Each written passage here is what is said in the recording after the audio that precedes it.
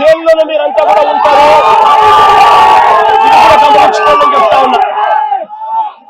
ఒక తప్పుడు సాంప్రదాయానికి మీరు నాంది పలుకుతా ఉన్నారు, ఒక తప్పుడు పద్ధతికి మీరు నాంది పలుకుతా ఉన్నారు.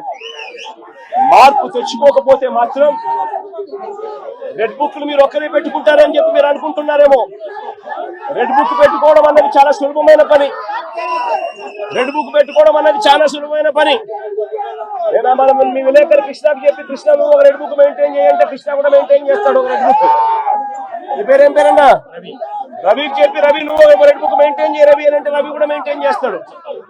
అదే కదా ఘనకార్యం కాదు, గొప్ప పని కాదు. ఆ తర్వాత రెడ్ బుక్ లో పెట్టిన పేర్లన్నీ తీసుకొని వాళ్ళని ఇరికించడము, వాళ్ళ ఇళ్లను ధ్వంసం చేయడము, వాళ్ళ ఆస్తులను ధ్వంసం చేయడము, వాళ్ళ మీద దొంగ కేసులు పెట్టడము, ఇదే ఒక పరిపాలన కింద రాజ్యాధికారం చేయడం మొదలు పెడితే మాత్రం రాజ్యాధికారం ఎలా ఉంటుంది అని అంటే ఇప్పుడు చంద్రబాబు నాయుడు గారి పాలన ఎలా ఉందో అలా ఉంటుంది. చంద్రబాబు నాయుడు గారి ప్రభుత్వం వచ్చి 3-4 నెలలు కూడా కాయిపోలా.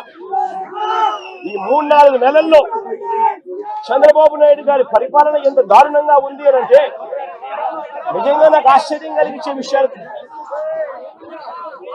ఆశ్చర్యం కలిగించే విషయాలు కనిపిస్తాయి.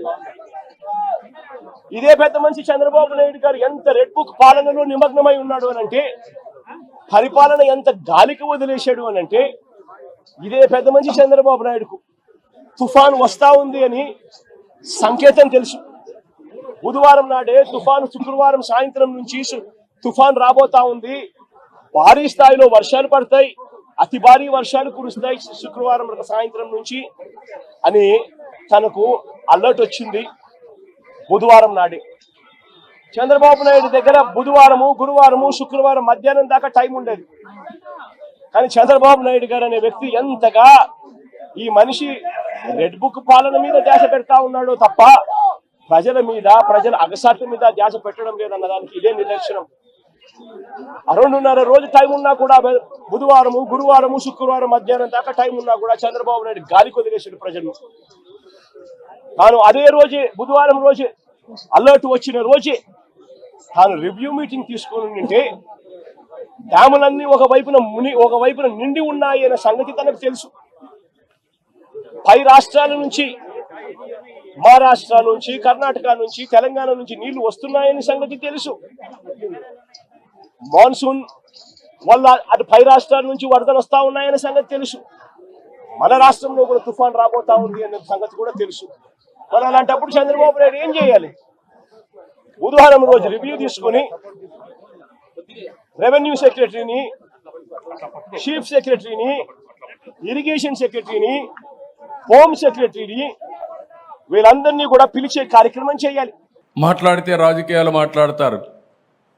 ఒక రాజకీయ పార్టీ ఆఫీసు పైన దాడి చేస్తారు.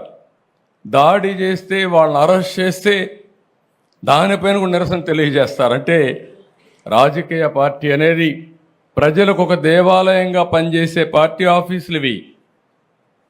ఒక చిన్న party office, communist party office ఉన్నా ఎక్కడా ఎవరు దాడి చేయలేదు. నా జీవితంలో నేను చాలాసార్లు చూశాను. 40 సంవత్సరాలుగా రాజకీయ పార్టీ ఆఫీసుల పైన, రాజకీయ పార్టీ నాయకులపైన ఎప్పుడూ దాడి జరగలేదు. ఎన్ని విమర్శించినా ఆ విమర్శని ఒక పాజిటివ్గా తీసుకొని కరెక్ట్ చేసాం తప్ప ఇంకోటి కాదు. అలాంటి దురదృష్టకరమైన పార్టీ ఓసారి నాకే అనిపిస్తుంది, నేను ఎన్నో రాజకీయాలు చేశా, ఎంతమందితో చేశా, కానీ ఒక నేరస్తుడితో రాజకీయాలు చేయడం అనేది నాకే నామోషి అనిపిస్తుంది. కానీ మీ ప్రజాహితం కోసం నాకు తప్పడం లేదు ఈ యుద్ధం. ఆ విషయం కూడా మీరు గుర్తుపెట్టుకోవాల్సిన అవసరం ఉంది.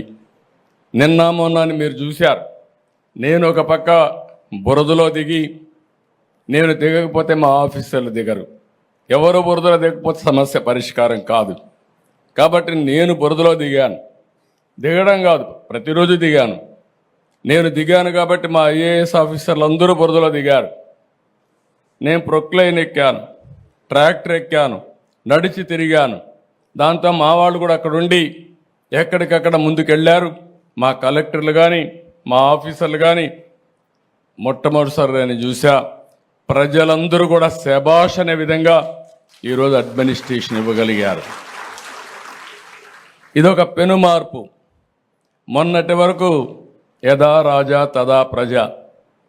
వరదలు వస్తే 5 ఏళ్ళు ఎప్పుడన్నా మిమ్మల్ని చూశారా అని నేను మిమ్మల్ని అడుగుతున్నా. ఎప్పుడన్నా వచ్చారా అని అడుగుతున్న ప్రజలు, ఇది పాలకులు.